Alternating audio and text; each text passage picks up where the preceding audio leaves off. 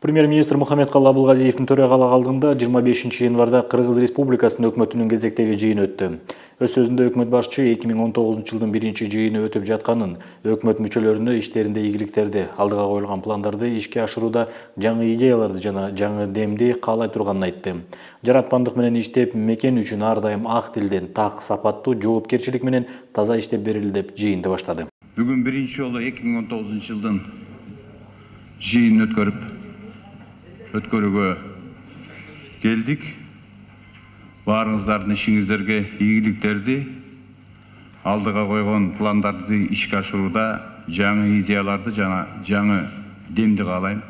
Жаратмандык менен иштеп, мекенибиз үчүн ар дайым ак тилден, так, сапаттуу, жоопкерчилик менен таза иштеп берели. Өткөн 2018 жылыбыз жалпысынан өлкөбүздүн өнүгүшү үчүн, коомчулук үчүн да жөнөкөй жыл болгон жок. Өлкөнүн социалдык экономикалык өнүгүшү боюнча 2018 жылдын жыйынтыгында оң көрүнүштөр менен, оң динамика менен аяктадык. Ички дүң продукциянын көлөмү 557,1 миллиард сом болду. Реалдуу өсүш 3,5%. 2018 жылы бир катар келечектүү иштерди баштадык. Мамлекеттик мүлктү биринчи жолу толук инвентаризациядан өткөрүү башталды. Экономиканы фискалдаштыруу иштери башталды. 2018 жылы кум төргенинен нормадан ашык киреше алып, ошол эле мезгилде кыскарган өндүрүштүн ордун башка кендери менен толуктоо боюнча чоң иштерди баштадык. Ведомстволор аралык түндүк электрондук системасы ишке кирди. Муну менен электрондук мамлекеттик кызмат көрсөтүүлөрдүн порталы да ишке киргизилди. Санаа иштешүү мен ойлойм жөнөкөй, ыңгайлуу жана жеткиликтүү болуш керек биздин жарандарыбызга. Ар бир жарандын биометрикалык маалыматтары, жан идентификациялык көрсөткүчтөрдү реалдуу мезгилде режимде алышы керек. Биз бул санаа иштешүүнү алыскы райондогу жараныбыз мамлекеттик кызматты алганда өзүнүн көйгөйлөрүн ушул өзүн жашаган айылынан ала баштаганда гана биз санаа иштешүүнүн максатына жетип, жарандарыбыз өзлөрүнүн кызматтарын сапаттуу алып атат деп эсептесек болот. Мен ошон үчүн биз 19 жыл чечилүүчү жыл болуш керек. Ушул маселелердин эң натыйжалуу кадамдарды ушул 19 жылы жасашыбыз керек. Муну биз 18-де баштадык. Билесиздер, көптөн бери талкууланып, бирок болбой келе жаткан коопсуз шаар жол тартиби боюнча проектибизди баштадык. Камералар орноп баштады. Бул эң биринчи биздин жарандарыбыздын коопсуздугун камсыз кылуу жагын биз ушул проектти ишке ашырсак, долбоорду ишке ашырсак, Кудай буйрса чечебиз. Эң биринчи жанагы жылына бизде 1000ге жакын адам жол кырсыгынан өлөт, каза болушат. Мына ушуну кескин кыскартышыбыз керек. Бул боюнча ушул проектибиз иштеп кетсе, сөзсүз натыйжасын берет деп ойлойбуз. Бардык жерде тартип орнотулуп, мен ойлойм жоопкерчилик күчөтүлүп, ушул проект боюнча иштей турган мамлекеттик органдар, жергиликтүү бийлик органдары мыйзамда жана башка жоболордо кандай каралса, ошону так аткарышыбыз керек. Бул боюнча дагы чоң иштер жүрөт деп ойлойм. Приоритет катары белгиленген аймактарды өнүктүрүүгө, анын инфраструктурасын оңдоого багытталган пландагы объектилер толугу менен ишке берилди. 150ден ашык объект, социалдык объектилер 2018 жылы ишке берилди. Бул жерде мектептер, сөзсүз, бала бакча, биздин балдарыбызга, балдардын келечеги үчүн. Маданий объектилер, жолдор, жана башка инфраструктурага тиешелүү объектилер бүтүлдү.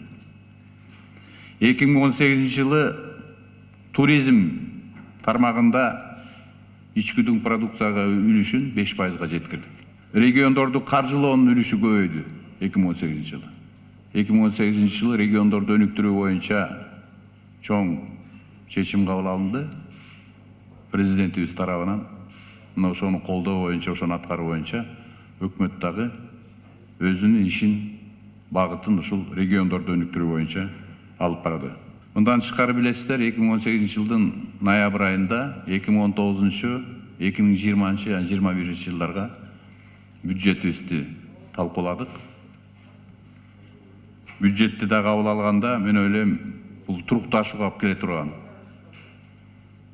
Башка жактардан карыздарга көз каранды болбой турган бюджетти алып келүүгө, дефицитти 2 эсе азайтканга мен ойлойм ушул 2019 жылы ушул дефицит деген болот, бирок ал только өнүгүүгө келе турган багыттарга гана акча жетишпеши мүмкүн.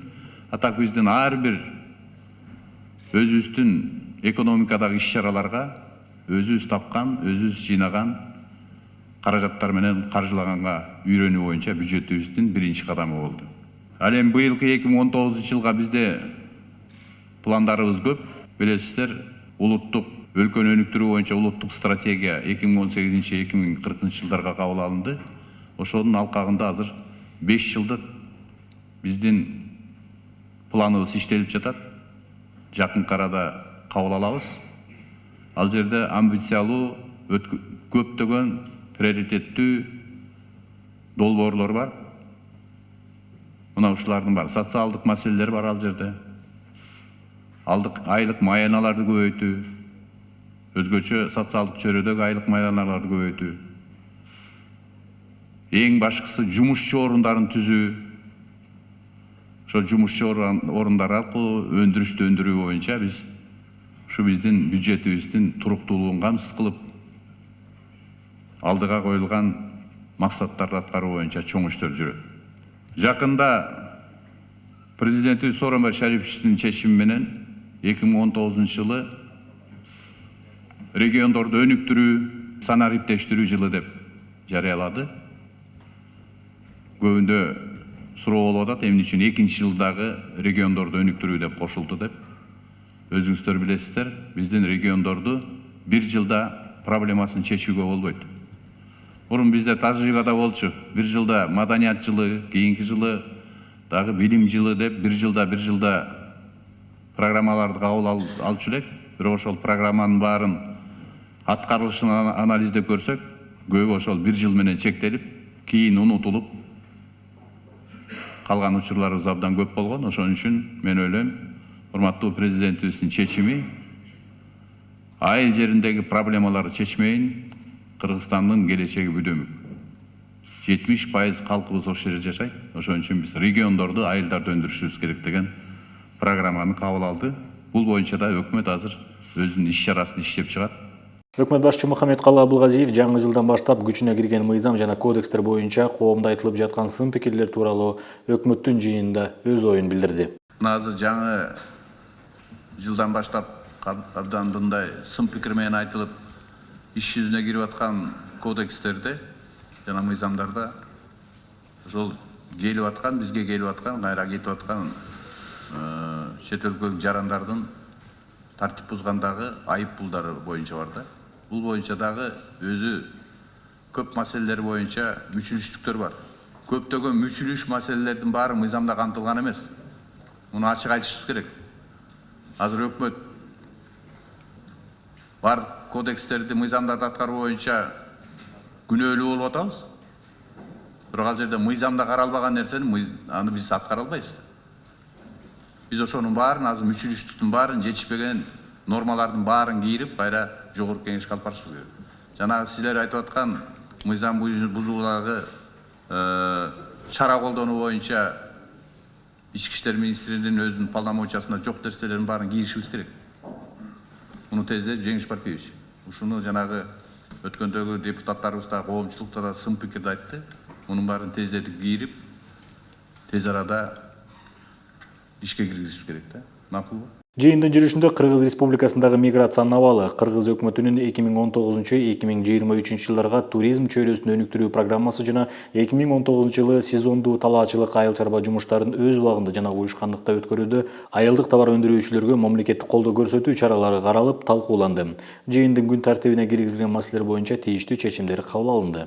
Өкмөттүк жыйындын жүрүшүндө өлкөнүн миграция тармагындагы учурдагы абалы тууралуу маселе боюнча өкмөткө караштуу мамлекеттик миграция кызматынын төрагасы Болотбек Ибраимжанов баяндама жасады. Өз кезегинде премьер-министр Мухаммедкалый Абылгазиев аталган маселе боюнча миграциянын актуалдуу маселелерине токтолду. Дүйнө жүзүнө интеграциялануу, өзүбүздүн кыргыз мамлекеттин башка мамлекеттер менен жакшы мамиледе алып жүрүү саясатын жүргүзүп аткандан кийин сөзсүз түрдө биз бул миграциялык процесстерге катышабыз. Азыр эми мынакей бүгүнкү күндө дүйнө жүзүндө Бириккен Улуттар Уюмунун өзүнүн статистикасы болуп атат. 260 миллион, 300 миллионго чейин адам дүйнө жүзүнө көчүп жүрүшөт. Бирөө мигрант болот, жумуш издейт. Жакшыраак жумуш издеп, ошондон айлык алып, үй бүлөмдө багам деп. Бирөө билим алуу үчүн болуп атат. Ал процессте да бизде да бар. Бизге келип окуп аткан башка мамлекеттердин жарандары бар. Кээ бирлери ыңгайлуу жашоого ыңгайлуу мамлекеттерди издеп, ошол жерге барып жашаганды каалашат. Жанагыдай мына Алина Кабылбековна менен талкуулап атпайсызбы? Убактылуу жашоого өзүнүн статусун алат. Эгер жагып калса, кайра ошол жерге жарандыгын алат. Мына ушундай процесстерден кыргыз мамлекети чектелип кала албайт. Ошон үчүн муну өркүндөтүшүбүз керек. Биз жанагы чет мамлекеттен келген жарандар кайсы мамлекеттен канча келип атат, кандай сапатта келип атат, иштегени келип атабы, эс алганы келип атабы, билим алганы келип атабы, дарыланганы келип атабы, ушулардын бардыгын тең тескөө жана сапаттуу тескөө бул башка мамлекеттин жарандарынын проблемасы эмес. Бул өзүбүздүн мамлекеттин ичиндеги саясат. Саясат кандай болуш керек? Менин оюм боюнча так болуш керек. Мыйзамдарда так каралыш керек. Ар бир келип аткан жарандардын жана чыгып аткан жарандардын жана биздин жарандарыбыз башка мамлекетке барып аткандагы статустарын баарын такташыбыз керек. Анан башка мамлекеттердин жарандары көбөйүп кетти, аны киргизбешибиз керек, же болбосо бул жерден чыгарышыбыз керек деген маселе бул туура эмес. Айтып аткан чоң кошунабыздагы келгендердин көбү бул эмгек мигранттары. Алар жумуш издеп келген жок, алар бизнес менен келип атат көбү. Биздин жанагыдай соода тармагыбыздагы 40%дан ашыгы мына Кытай элдик республикасы менен туш болот. Канча деген ишканалар ачылып атат, чоң инвестициялар келип атат. Алардан биздин жарандарыбыз жумушчу орунду алып, экономикабызга салым кошуп, айлык алып атышат, салыктар төлөнүп атат, социалдык төлөмдөр төлөнүп атат, энергетика ушулардын бардыгына кошумча жардам берип аткан. Мен ойлойм, алардын жарандары келип иштеп, бул жерде биздин мыйзамдарды так аткарып, анан убактысы келгенде кайра чыгып кетиш керек. Жарандыгын ала турган болсо, аны да биз карашыбыз керек мыйзам аркылуу. Эгер бизге татыктуу жаран болуп берем десе, бизде өзүнчө мындай критерийлер бар да. Кайсы убакытта кандай сапаттары болсо, биздин Кыргызстандын, Кыргыз Республикасынын жарандыгын ала алат. Мына ушуну так аткарсак, эч кандай жанагыдай бир мамлекеттен көп болду, экинчи мамлекеттен аз болду деген муну өзүбүз жаза албайбыз да. Бул деген, бул менин оюм боюнча бул ушундай процесс өзү. Экономикалык процесс, социалдык процесс. Ушулардын баарын биз бирөөгө жүктөп, бирөөлөрдү күнөөлөп, анан биздин мамлекетти ушундай басып алат,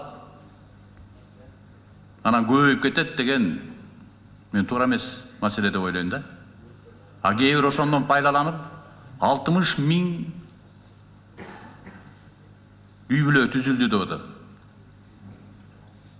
А статистикада 60. Мен 60 менен 60 000-дин айырмасын билбегендер сүйлөп атканда мен таң калып атам да. Анан мамлекеттик саясатты айтып атышат. Ошонун ичинде көбү кыргыздын жарандары. Келип жарандыкты алып аткан, үйлөнүп аткандар ошо башка мамлекетте жашаган кыргыздын жарандары. Эгерде так статистикабыз болбосо, анан жанагындай сөздөр боло берет. Баланча мамлекетти, башка мамлекеттиги келип бизди басып алат деп. Бул туура эмес маселе. Ошон үчүн биз азыр биринчи жыйыныбызда ушул маселени көтөрүп чыгарып аткандыгыбыз бекер эмес. Кытай мамлекети менен 18-жылы 18 үй бүлө. 18-жылы. Жана биз айтып атпайбызбы, 300дөн ашык. Ал бир канча жылдан бери келаткандагы 300дөн ашты. Бул жерде эч кандай мындай трагедия кылбашыбыз керек. Эгерде билимдүү биздин экономикабызга салым кошо турган жарандар менен жанагыдай үй бүлөлөр түзүп атса, аны колдошубуз керек да. А экономикада деле ошондой. Бизнесте деле ошондой болуп атат. Анан биздин Кыргызстанга келип эле баары жашап ушул жерде калып калайын дегенине биз өзүбүз ойлонушубуз керек. Туристтерди чакырып, эми мынакей акырын бир тенденция келатат, туурабы? Өсүп. Туристтер чакырып, ушул 10 күн жүрсүн, бир жума жүрсүн. Ошондон кийин, анан кийин биз жанагындай экономикага салым алалы деп атабыз. А бул жерге келип эле жашайм деп аткан адамдар ушунчалык көп экенине менде эле күмөнүм бар да. Ал үчүн биз так мыйзамдарды иштетип үйрөнүшүбүз керек. Ошондо дагы башка жактан келе турган жарандар Кыргызстанда мыйзам иштейт. Ар бир жарандын мыйзамга ылайык укугун коргойт деген түшүнүк келгенде, андан кийин жанагыдай процесстерди күтсөк болот. Сөзсүз түрдө мен ойлойм, ал биздин экономикабызга жакшы таасирин тийгизе турган процесстер болот. Мына ушундай процесстер жүрөт. Ошон үчүн биз мамлекеттик саясатты туура айтышыбыз керек. Жарандарыбызга түшүнүктүү туурап келишибиз керек. Мындан эч качан коркунуч жок. Тем более бизге жардам берип, биздин экономикабызга жардам берип аткан мамлекеттер менен мамилебизди жакшы деңгээлде сакташыбыз керек. Баарыбыз ошого күч аракетибизди жумшашыбыз керек. Миграция проблемасы эки тармакта, бул социалдык тармак, анан күч органдары да иштей турган тармак. Ошондуктан мен сиздерге тапшырма берилдим. Тез аранын ичинде ушу миграция боюнча мыйзамдардан баштап бүт процесстердин баарын кайра карап чыгышыбыз керек. Биздин жарандарыбызда жанагындай туура эмес маалыматтарды тараткан жарандарыбызды ишенбегендей өзүбүздүн саясатыбызды жүргүзүшүбүз керек. Тез аранын ичинде ведомстволор аралык аракеттенүүнү сөзсүз түрдө санариптеп келишибиз керек. Санариптешүү деп бекеринен айткан жокпуз. Бул процессте дагы өзүнүн ролун ойнойт деп ойлойм. Сөзсүз түрдө миграциялык чөйрөдөгү иштин абалы жөнүндө маалыматты күчөтүп элибизге жеткиришибиз керек. Объективдүү мыйзамга ылайык жеткиришибиз керек. Жанагыдай 60 000 бул бир Кыргызстандын бир чоң району. Өзүңүздөр элестетиңиздер. Ошол бир эле мамлекет менен үй бүлө болуп калды деген ким ишенет? Туризм экономиканын келечектүү тармагы болуп саналат. Ошондуктан ага чоң ишеним артылат деп белгиледи премьер-министр Мухаммедкалы Абылгазиев Кыргыз өкмөтүнүн кезектеги жыйынында. Кыргыз Республикасынын өкмөтүнүн 2019-2023 жылдарга туризм чөйрөсүн өнүктүрүү программасын бекитүү жөнүндө баяндама жасаган Маданият, маалымат жана туризм министри Азамат Жаманкуловго премьер-министр бир нече тапшырмаларды айтып, анын аткаруусун жеке көзөмөлүнө алаарын айтты. Өкмөт башчы белгилегендей, бизде туристтерди тарта турган нерселер кооз жаратылыш, тарыхый маданий эстеликтер, меймандос элибиз бар деди. Жана мен айтканда 260-300 миллионго чейин адам мигрант катары жүрсө, 1,5 миллиардга чейин адам турист катары жүрөт. Ошо туристтерди биз өзүбүз ал жерде өзүбүздүн салымыбызды кошуп, биз мамлекетибиздин жаратылышы менен, элибиздин тарыхы менен, биздин социалдык объектилер, тарыхый объектилердин баарын эске алганда биз жакынкы учурда биз туристтик бир өзүнчө чоң үлүшү бар экономикасында мамлекетке айланышыбыз керек. Анын үчүн эмне кылышыбыз керек? Биринчиден биз сөзсүз түрдө саясатты жаңыча өзгөртүп, бул жакты экономиканын өзүнүн тармагы катары баалашыбыз керек. Бул социалдык тармак катары бааланып жүрөт. Бул экономикалык тармак. Биринчисинде биз бүт объектилерди инвентаризация кылып, менчигине карабай. Азыр биз эми мүлк фонду аркылуу мамлекеттик ишканаларды инвентаризация кылып атабыз. А биз объекттер кандай биздин өзүбүздүн мүмкүнчүлүгүбүз бар, ушуну жазайлы деп атабыз. Андан кийин кандай болгондо, кандай стандарт болгондо бизге туристтер келет. Мына ушуну тактайлы деп атабыз саясатыбызда. Анан сөзсүз түрдө жана мамлекеттик объекттер, мисалы үчүн Сулайман тоо, Ташрабат, Бурана, Өзгөндүн мунарасы, Апшы сайдагы биздин жанагы ташкындап аткан суубуз, ушундай Санташ жана башка жанагыдай ден соолукту чыңдап турган объектлердин баарын көбүнчөсүн мамлекеттик анан жеке ишкерликке бериш керек. Өнөктөштүк аркылуу берип, ошолордун баарын тең биздин ишкерлерди тартышыбыз керек. Себеби дегенде ар бир айылда ушундай бир туристтер барып эс ала турган, көрө турган, анан өзлөрүнүн жанагындай жаратылышка чыга турган, жаратылышты көрүп ушул тоолорубузду аралай турган маршруттарды чыгаруу, ал жерде кандай эс алуу жайлары болуш керек. Ушулардын баарын тең стандартты иштеп чыккандан кийин мен ойлойм биздин бизнес ошол жака өзүнүн жүзүн бурат деп. Мындан тышкары биз ойлоп атабыз, ушул жанагыдай объектилерди салганга биздин ишкерлер чыкса, финансылык өзүнчө бир тармакты ачышыбыз керек, каржылоо тармагын. Мына биз азыр айыл чарбасы деп жылына 1 миллиард сомго чейин берип атабыз. Туристтик тармакка да биз ошондой кылышыбыз керек. Эгерде объектин салам десе, ошого жеңилдетилген кредит берип, узак мөөнөттүнү берип, анан объектисин салып, өзүнүн жанагындай бизнесин кылып кайра кайтарат. Бирок ал жерде жумушчу ордун түзөт. Ар бир айылда 3-төн 4-төн жанагыдай адамдарды тосуп алып, ошол жерде жаткырып, анан кийин өзлөрүнүн жакшынакай жаратылышын көргөзүп, кайра узатып жибере турган объектилер ачыла турган болсо, жанагыдай эле кичинекей иштетүүчү ишканалар ачылган сыяктуу эле болот.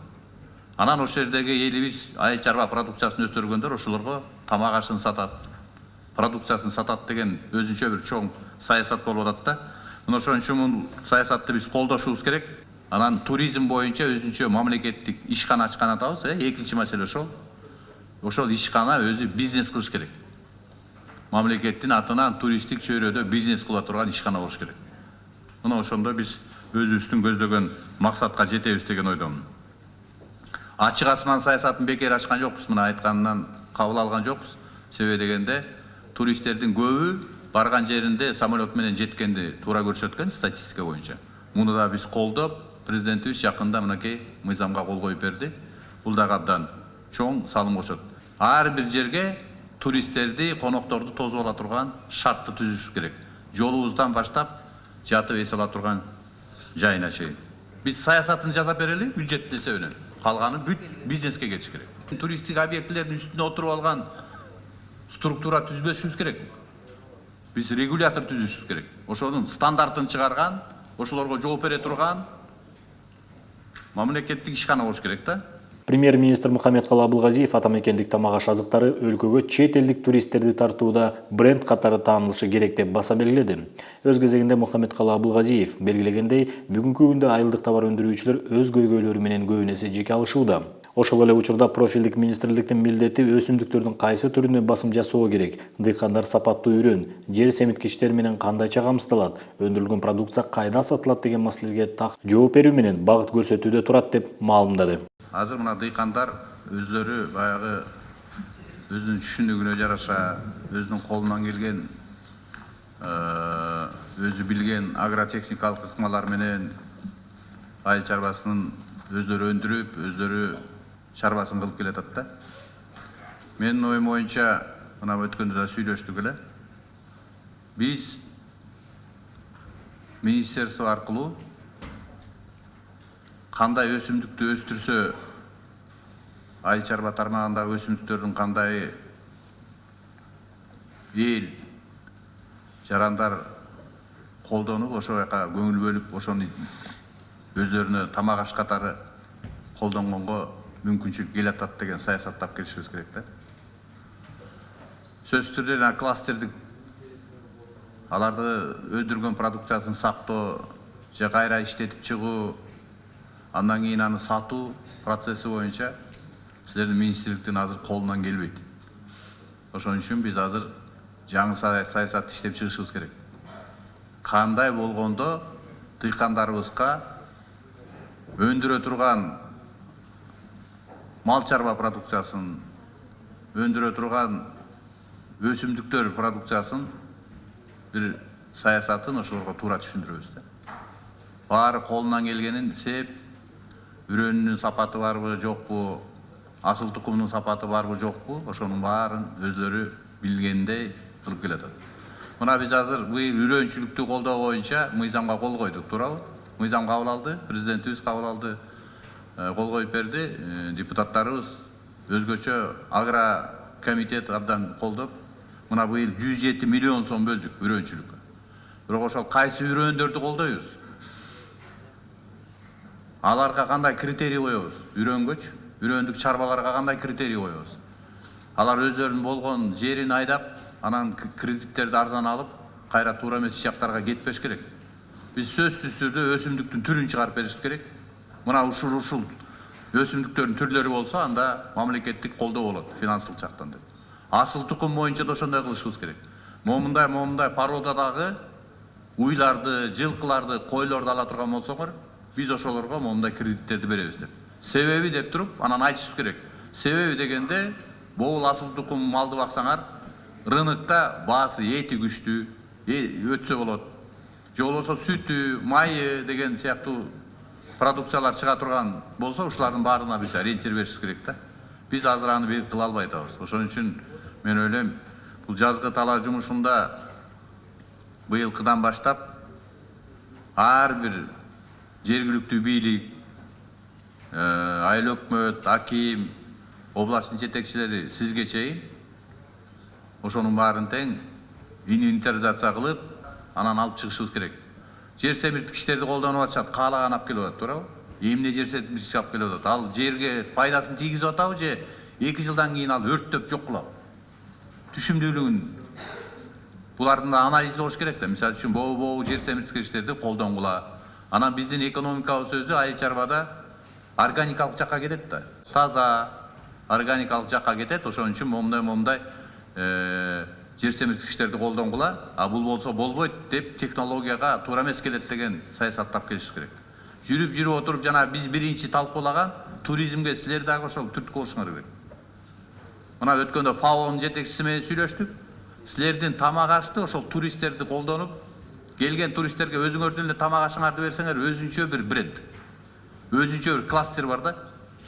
Ошо биздин тамак ашы таза деп, айылыбызга ачкан жанагы туристтик объектиге барып жатканда, мына ушул биздин өзүбүздүн өндүргөн тамак ашыбыз деп берсек, бул өзүнчө бир түрткү болот да. Мына ушундай нерселерди тап келишибиз керек. Ал биз азыр кылкандуу дан азык деп атабыз. 52 000 тонна деп атабызбы даяр деп. Ошондон канча үрөн боюнча да. Ошолордун баары канча бизге экономикабызга пайда алып келип атат, алып келбей атат, биз муну айта албай атабыз. Айыл чарбасында азыр жердин налогунан башка салык жок да. Туурабы? Ошон үчүн айыл чарбасынын мына 70% элибиз, 13% ички продукцияга салым кошкону туура эмес көрүнүш да бул. 70% элибиз жок деген 30%га чейин барыш керек да. 25-30га чейин барса, 70% элибиздин салымы ушундай экен депчи. Анын үчүн биз элге түрткү болушубуз керек. Биздики ошол үрөндүн кандай сапатын, технологиясын алып барышыбыз керек. Асыл тукумдун кандай сапатын, технологиясын алып барыш керек. Анан саткан ошолорго жанагыдай илгерки мындай чогултуп алып, дыйкандарыбызды ушунду айдагыла биз сатып алабыз, же болбосо бизнеске алып барабыз деген өзүнчө механизм кийиш керек да. Эң көп сын каякта айыл чарбасы болуп атат да. Аны баарыбыз түшүнүп атабыз. Мухаммедкалы Абылгазиев өкмөт мүчөлөрүнө, облустардагы ыйгарым укуктуу өкүлдөргө, район башчыларга ар бир ишке, маселеге жоопкерчилик менен мамиле жасоого чакырды. Областтын жетекчилери азыр селектордук монитор менен көрүп атышат. Ар бир бүгүнкү каралган маселе бул сөзсүз түрдө региондорго тиешеси бар. Туризм боюнча, миграция каяктан? Региондордон. Туризм каякта өнүгөт? Региондордо өнүктүрөт. Азыркы талкуулаган айыл чарбасы боюнча мынакей сиздерде ушулардын баарын көзөмөлгө алып, анан кийин керектүү учурларда өзүңүздөрдүн иш чараңыздарды колдонуп, баарыңыздарды менен жоопкерчилик менен мамиле жасап, 2019-жылды элибизге өкмөттүн ишине, өкмөттүн туруктуулугуна күмөн санабаган, өкмөт өзү иштей турган, ишеним алып келген жыл болот деп ойлойм.